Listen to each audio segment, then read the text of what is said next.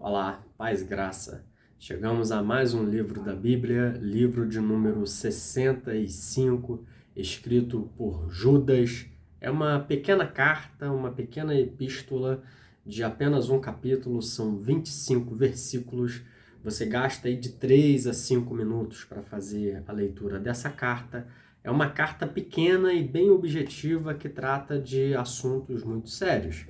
É uma carta escrita por Judas. Esse Judas, ele é irmão de Tiago, que se tornou líder da igreja em Jerusalém, e também era meio-irmão do Senhor. Judas, ele veio a se converter após a ressurreição de Cristo, porque no princípio a Bíblia diz que os seus irmãos não acreditavam nele. Então Judas, ele se tornou um crente ali fervoroso, fiel. E ele começa a sua carta dando aqui a saudação, como era de costume, se colocando como servo de Jesus e irmão de Tiago. E ele fala que ele desejava escrever acerca da salvação. Só que ele sentiu a necessidade de exortar, de incentivar os irmãos a batalhardes pela fé que uma vez havia sido entregues a eles. E o que era esse batalhar pela fé? Era defender as verdades, as doutrinas que os apóstolos ensinaram à igreja. Porque o que estava acontecendo? Falsos mestres estavam penetrando no meio das igrejas com dissimulações, e ele chama esses homens de homens ímpios que transformavam a graça de Deus em libertinagem, baseados numa doutrina do gnosticismo, em que a matéria era mal e o espírito era bom. Eles alegavam que poderiam viver da maneira como quisesse porque Cristo já havia pago pelos pecados deles. Então, estavam transformando a graça de Deus em passaporte para pecado. Então ele combate isso aqui de maneira muito forte. E ele também traz a lembrança aqui no versículo 5, que aqueles que Deus havia tirado do Egito, ele traz aqui uma retrospectiva da história de Israel, dizendo que Deus ele não poupou aqueles que saíram do Egito, mas no decorrer da caminhada não creram. Ou seja, passaram a desobedecer a Moisés e a liderança de Deus. Deus destruiu estas pessoas. E também os próprios anjos, ele dá o exemplo aqui dos próprios anjos, que não guardaram o seu estado original, mas se rebelaram junto com Satanás. Deus tem uma parte desses anjos guardado aí em algemas eternas, aguardando o dia do juízo. E ele também usa aqui o exemplo de Sodoma e Gomorra, que se entregaram à prostituição e seguiram após outra carne, fizeram todo tipo de pecado carnal, homens com homens, mulheres com mulheres, e ali eles foram punidos e está como exemplo para o fogo eterno. Então, são essas questões que Judas trata aqui na sua carta, e ele chama essas pessoas de sonhadores alucinados, que contaminam não somente a carne, mas rejeitam o governo e difamam autoridades superiores. Estas pessoas aqui, esses que estavam propagando essa doutrina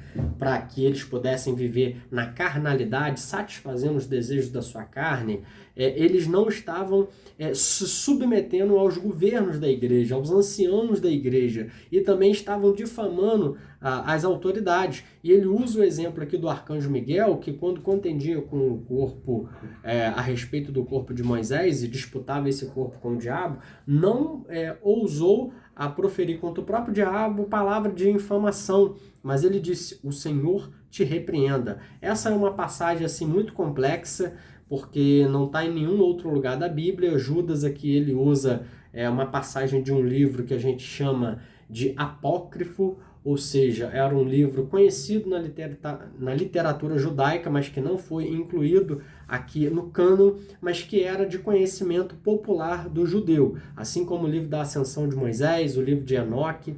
Então, ele começa a descrever esses eventos aqui para demonstrar que as pessoas que não se submetem à autoridade, elas estão correndo um grande risco. E aí, no versículo 11, ele vai dizer: ai, deles, porque prosseguiram pelo caminho de Caim. Se a gente for ver lá em Gênesis a história de Caim, o que levou Caim a matar Abel foi a inveja, e ele não quis oferecer um sacrifício, ele não quis se arrepender, então foi movido pela inveja, ganância de Balaão e revolta de Coré. Ele usa então aqui todos esses exemplos aqui do Antigo Testamento para nos alertar e para alertar a igreja que não deve seguir esses maus exemplos. E aqui também no verso 14, ele fala de Enoque, que foi o sétimo depois de Adão, que foi aquele que foi transladado para não ver a morte.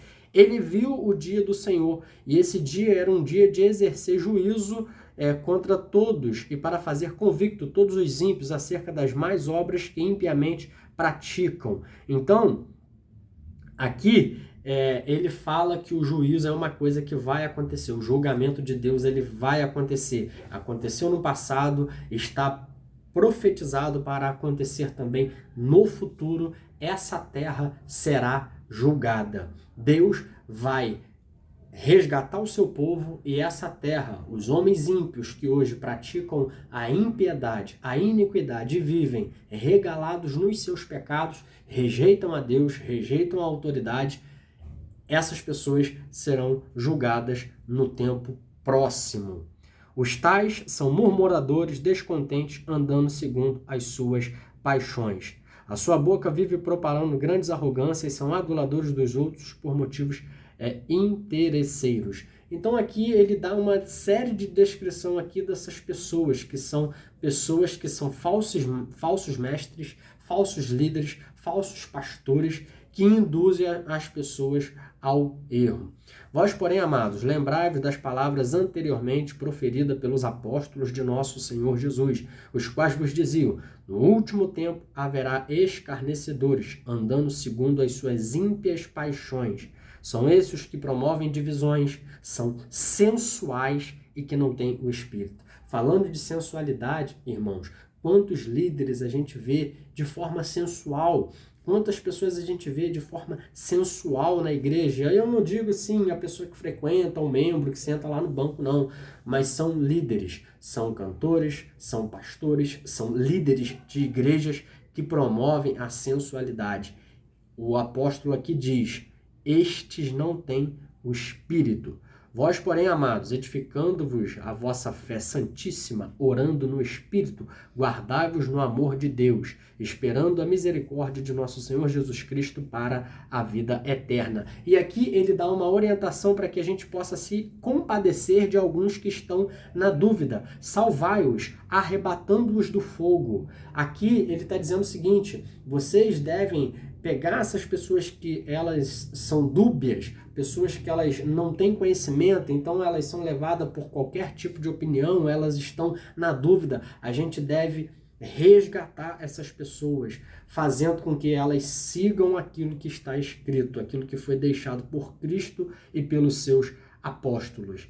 Então, aqui ele dá uma bênção final na sua carta, aquele que é poderoso para vos guardar de tropeços e para vos apresentar com exultação imaculados diante da sua glória. Ou seja, ele está falando aqui a respeito da santificação. Deus, ele é poderoso para nos guardar em santificação, nos livrar de tropeço e nos apresentar a ele imaculados, ou seja, livres da mancha do pecado. O sangue de Cristo já nos purifica de todo pecado e a graça dele nos fortifica, nos fortalece para que a gente consiga viver uma vida vitoriosa, vencendo a carne, vencendo os desejos desenfreados, porque a graça dele nos permite isso, através do seu Espírito. E ele termina dizendo: ao único Deus, nosso Salvador, mediante Jesus Cristo, nosso Senhor, glória, majestade, império, soberania, antes de todas as eras, e agora e por todos os séculos. Amém. Ao Rei dos Reis, ao nosso Senhor, seja dado a glória, porque é Ele que garante a nossa salvação e a nossa vitória. Que possamos seguir a sua palavra e nos guardar da contaminação do mundo, vivendo uma vida de santidade, aguardando o retorno de nosso Senhor. Que Deus te abençoe e até a próxima.